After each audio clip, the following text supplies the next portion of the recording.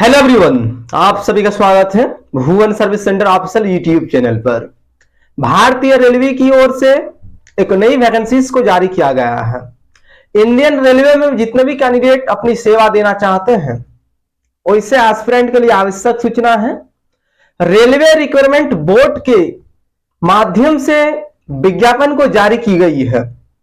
यह विज्ञापन अभी तक हमारे भारत वर्ष में आजादी के बाद पहली बार इस विज्ञापन को जारी की गई है।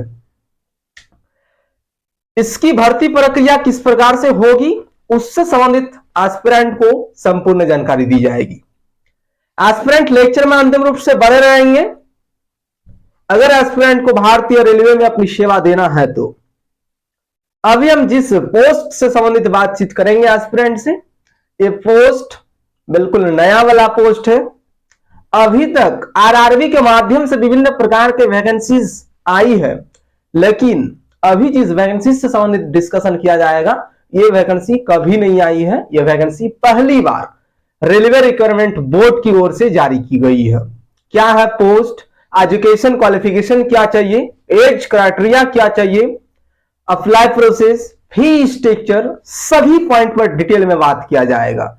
तो अगर एस्पिरेंट इंटरेस्टेड है भारतीय रेलवे में अपनी सेवा देने के लिए तो कैंडिडेट लेक्चर में लास्ट तक बने रहेंगे, सभी पॉइंट को समझते हुए जाएंगे।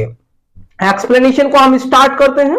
एक्सप्लेनेशन करने से पहले जो भी न्यू कैंडिडेट इस चैनल पर विजिट किया है वैसे कैंडिडेट चैनल को सब्सक्राइब करके बेल आइकन को प्रेस करके रखेंगे ताकि भविष्य में आने वाली विभिन्न प्रकार के वीडियो लेक्चर का नोटिफिकेशन एस्पिरेंट तक पहुंचते रहेंगे।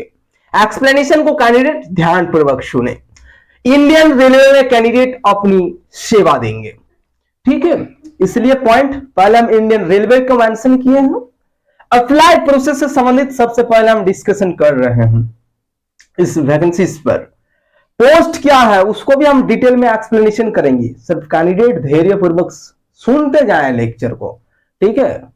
डिटेल में एक्सप्लेनेशन दी जाएगी, एक भी पॉइंट नहीं छोड़ेंगे, सभी पॉइंट को एक्सप्लेनेशन किया जाएगा। अप्लाई प्रोसेस को सबसे पहले समझे। अभी हम जिस वैकेंसीज से संबंधित बात कर रहे हैं ये वैकेंसीज की आवेदन प्रक्रिया शुरू हो चुकी है, ठीक है। यहां पर मेंशन किया गया है डेट को 15 सितंबर 2025 से आवेदन प्रक्रिया को शुरू की गई है इंडियन रेलवे की ओर से, और इस भर्ती प्रक्रिया का विज्ञापन इंडियन रेलवे रिक्वायरमेंट बोर्ड के माध्यम से जारी किया गया है, यानी आरआरबी, ठीक है। अंतिम तिथि क्या है उस पॉइंट को समझें, ठीक है। आवेदन प्रक्रिया अभी जारी है, ऑनलाइन मोड में आवेदन कर सकते हैं एस्पिरेंट, लेकिन आवेदन करने से पहले एस्पिरेंट को सभी पॉइंट को समझने की आवश्यकता होती है। जिस किसी भी वैकेंसीज पर एस्पिरेंट अपीयर होते हैं उस वैकेंसीज के विज्ञापन को अच्छी तरह से समझने की आवश्यकता होती है। विज्ञापन को समझे बिना कोई भी कैंडिडेट किसी भी वैकेंसीज की एग्जामिनेशन को क्रैक नहीं कर पाएंगे। इसीलिए कोई भी प्रतियोगिता परीक्षा में अपीयर हो रहे हैं कैंडिडेट तो सबसे पहले उस प्रतियोगिता परीक्षा का विज्ञापन को रीड आउट करें, उसके बाद उसमें आवेदन दें और विज्ञापन के आधार पर चलेंगे तभी 100% एस्पिरेंट सिलेक्शन ले पाएंगे, ठीक है। तो अप्लाई प्रोसेस 15 सितंबर 2025 से शुरू हो गई है, अभी चल रही है। अंतिम तिथि क्या है 14 अक्टूबर 2025। यह है अप्लाई प्रोसेस से संबंधित इंपॉर्टेंट डेट। नेक्स्ट पॉइंट है एज क्राइटेरिया, यानी एज लिमिट क्या होनी चाहिए।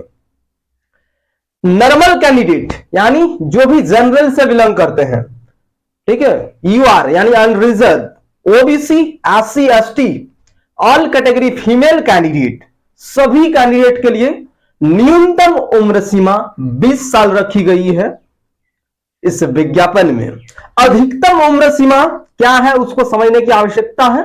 जनरल के लिए अलग उम्र सीमा मेंशन किया गया है, ओबीसी के लिए अलग है, एससी एसटी के लिए अलग है, ठीक है। तो अधिकतम उम्र सीमा में जनरल कैटेगरी के उम्मीदवार के लिए 33 साल मेंशन किया गया है, ओबीसी कैंडिडेट के लिए 36 साल अधिकतम उम्र सीमा, एससी एसटी कैंडिडेट के लिए 38 साल अधिकतम उम्र सीमा, ठीक है। तो यह है एज क्राइटेरिया। नेक्स्ट पॉइंट है एजुकेशन क्वालिफिकेशन।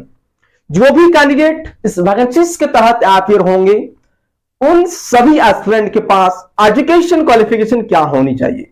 तो कैंडिडेट के पास किसी भी मान्यता प्राप्त संस्थान अथवा विश्वविद्यालय से ग्रेजुएशन पास आउट होना मैंडेटरी है। एनी स्ट्रीम, किसी भी स्ट्रीम से कैंडिडेट ग्रेजुएशन पास आउट है तो इस वैकेंसीज के लिए एलिजिबल है, आवेदन दे सकते हैं। ठीक है, तो ये रही एजुकेशन क्वालिफिकेशन से संबंधित इंफॉर्मेशन। नेक्स्ट पॉइंट है फी स्ट्रक्चर। आयोग द्वारा क्या फी स्ट्रक्चर मेंशन किया गया है? तो ओबीसी, जनरल, ईडब्ल्यूएस कैंडिडेट को, यहां देखें कैंडिडेट फी स्ट्रक्चर मेंशन किया गया है इधर कैटेगरी वाइज। ठीक है, यूआर, ओबीसी और ईडब्ल्यूएस कैंडिडेट को 500 रुपया पेमेंट करना है। जिस टाइम पे एप्लीकेशन फॉर्म को ऑनलाइन मोड में कैंडिडेट सबमिट करेंगे उससे पहले एस्पिरेंट को एप्लीकेशन चार्ज के रूप में 500 रुपया पे करना होगा। नेक्स्ट कैटेगरी है एससी, एसटी एंड पीएच। इन तीन प्रकार के कैटेगरी से संबंधित जो भी कैंडिडेट है उन सभी कैंडिडेट को 250 रुपया पेमेंट करना है। नेक्स्ट कैटेगरी है ऑल फीमेल कैंडिडेट। ठीक है, उन सभी एस्पिरेंट को 250 रुपया पेमेंट करना है एप्लीकेशन चार्ज। यह है फी स्ट्रक्चर। मॉडिफिकेशन के लिए जो फी निर्धारण किया गया है आयोग के माध्यम से उस फीस को वापस नहीं किया जाएगा।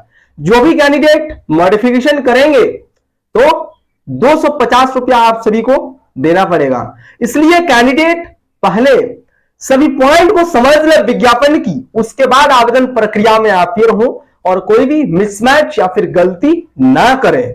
गलती करने से एस्पिरेंट को मॉडिफिकेशन की प्रक्रिया में जाने की आवश्यकता होगी। तो एस्पिरेंट इस प्रकार से समझे पॉइंट को ताकि कोई भी गलती ना हो और आपको मॉडिफिकेशन करने की आवश्यकता पड़े। ठीक है, तो बारीकी से समझते हुए एस्पिरेंट को उस वैकेंसी पर अपीयर होने की आवश्यकता होगी और कोई भी गलती नहीं करना है एस्पिरेंट को। ठीक है, तो यह है फी स्ट्रक्चर। नेक्स्ट पॉइंट है टोटल नंबर ऑफ पोस्ट कितना है? 368 पोस्ट पर आरआरबी के माध्यम से इस भर्ती प्रक्रिया को शुरू की गई है। तो जो भी कैंडिडेट इंटरेस्टेड हैं आवेदन दें। टोटल 21 जोन्स में ये वैकेंसीज जारी किया गया है। 21 जोन में zone wise and category wise vacancies की डिटेल इंफॉर्मेशन कैंडिडेट देख सकते हैं डायरेक्ट नोटिफिकेशन पर। ठीक है, 21 जोन में कैटेगरी वाइज वैकेंसीज को जारी की गई है आरआरबी के माध्यम से। नेक्स्ट पॉइंट है पोस्ट नेम। अभी तक जिस वैकेंसीज से संबंधित डिटेल इंफॉर्मेशन के बारे में हम चर्चा कर रहे हैं उसका पोस्ट नेम क्या है तो उसको भी जान ले कैंडिडेट। सेक्शन कंट्रोलर पदनाम है। आरआरबी के माध्यम से इस पद के लिए फर्स्ट बार डायरेक्ट रिक्रूटमेंट किया जा रहा है। इससे पहले यह पोस्ट थी लेकिन इस प्रकार से डायरेक्ट रिक्रूट नहीं किया जाता था। उस टाइम पीरियड पर डिपार्टमेंटल एग्जाम के माध्यम से इस पोस्ट को फुलफिल किया जाता था। अभी आरआरबी के माध्यम से इस पोस्ट के लिए डायरेक्ट 368 पदों में विज्ञापन को जारी की गई है। Graduation pass out candidate direct इस पोस्ट को धारण कर सकते हैं। धारण करने के लिए ये जो प्रक्रिया बताई गई इन सभी प्रक्रिया को अपनाते हुए एस्पिरेंट को एग्जामिनेशन से गुजरते हुए लास्ट चरण तक पहुंचने की आवश्यकता होगी, तभी कैंडिडेट अपना हाथ में ज्वाइनिंग लेटर को प्राप्त कर पाएंगे। ठीक है, उस लेटर को प्राप्त करने के लिए एस्पिरेंट को कड़ी मेहनत की भी आवश्यकता है। यहां जो भी पॉइंट मेंशन किया गया है इसके आधार पर चलें, कैंडिडेट निश्चित रूप से एक सीट को हासिल कर पाएंगे। जिस प्रकार से हम चीजों को एक्सप्लेनेशन किए हैं, जो अंतिम तिथि है उससे पहले कैंडिडेट अपना एप्लीकेशन फॉर्म को सबमिट करने का प्रयास करें। ठीक है, कोई भी कैंडिडेट अंतिम तिथि का वेट नहीं करेंगे। जितना जल्दी हो सके उतना जल्दी अपना एप्लीकेशन फॉर्म को सबमिट करें, प्रिपरेशन पर लग जाएं। सिलेबस भी न्यूनतम है, बहुत आसान सिलेबस है। कैंडिडेट थोड़ा सा मेहनत करेंगे तो इस पोस्ट को हासिल किया जा सकता है। ठीक है, तो यह है इंफॉर्मेशन अभी वर्तमान समय की। और पे लेवल कितना मिलेगा, सैलरी का भी यहां पर इंफॉर्मेशन इंक्लूड की गई है। पे लेवल 6 के आधार पर एस्पिरेंट को सैलरी दी जाएगी। ठीक है, विभिन्न जगहों पर एक पोस्ट आती है स्टेट गवर्नमेंट में, ये पोस्ट वर्तमान समय पर देखी गई है लैब असिस्टेंट की, उसमें भी ग्रेजुएशन पास आउट मांगा जाता है एजुकेशन क्वालिफिकेशन, और इसमें भी ग्रेजुएशन पास आउट मांगा गया है। लैब असिस्टेंट में भी पे लेवल 6 के आधार पर सैलरी दिया जाता है, इसमें भी कैंडिडेट पे लेवल 6 के आधार पर सैलरी प्राप्त कर पाएंगे। तो यह रही इंफॉर्मेशन रेलवे रिक्वायरमेंट बोर्ड की ओर से, न्यू वैकेंसीज जारी हो चुकी है, आवेदन प्रक्रिया प्रारंभ है, कैंडिडेट लग जाएं, और जो भी कैंडिडेट अभी तक इस एप्लीकेशन फॉर्म को सबमिट नहीं किए हैं वैसे कैंडिडेट, ठीक है, समझे सभी पॉइंट को और अपना एप्लीकेशन फॉर्म को सबमिट करें, ठीक है। एग्जामिनेशन में अपेयर होते हुए कैंडिडेट एक पोस्ट को प्राप्त कर सकते हैं। सिलेबस भी बहुत आसान है, कैंडिडेट चैनल के साथ जुड़े रहें। आगे की प्रिपरेशन के लिए प्रिपरेशन भी इसी चैनल के माध्यम से कैंडिडेट कर पाएंगे, और जो भी अभी तक एक्सप्लेनेशन यहां पर दी गई इन सभी पॉइंट में अगर कैंडिडेट को कुछ डाउट है तो कैंडिडेट लेक्चर के कमेंट बॉक्स में कमेंट करेंगे, आप सभी को सॉल्यूशन प्रोवाइड किया जाएगा। इस वीडियो में इतना ही। कैंडिडेट चैनल के साथ जुड़े रहेंगे, इस चैनल के माध्यम से विभिन्न प्रकार की प्रतियोगिता परीक्षा का नोटिफिकेशन, विज्ञापन और स्टडी मटेरियल उपलब्ध कराई जाती है, इसलिए कैंडिडेट चैनल के साथ जुड़े रहेंगे। Thank you.